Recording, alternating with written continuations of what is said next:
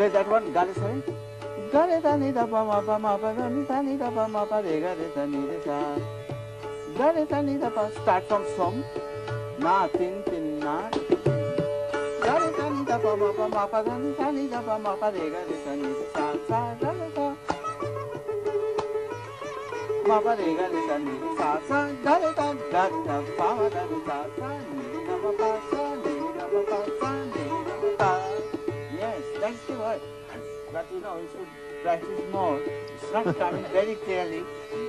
May I ask, what exactly was she doing? What have you taught her there? You mentioned the word gat and then tan.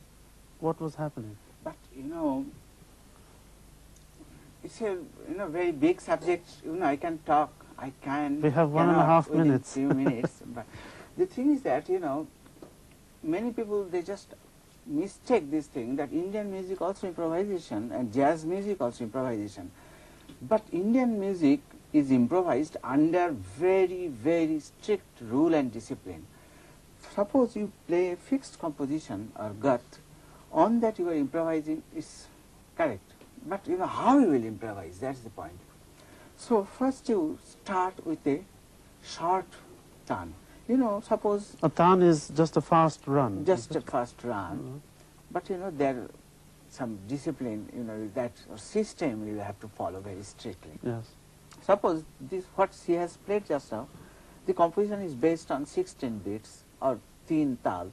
Yes. So you first, after playing the gut, you play only the 8 beats tan start. Different type, different combination and permutation in a short space. Then gradually, make it longer space. First, take like half octave, then you take full 1 octave, then gradually you go towards 2 full octaves. I see.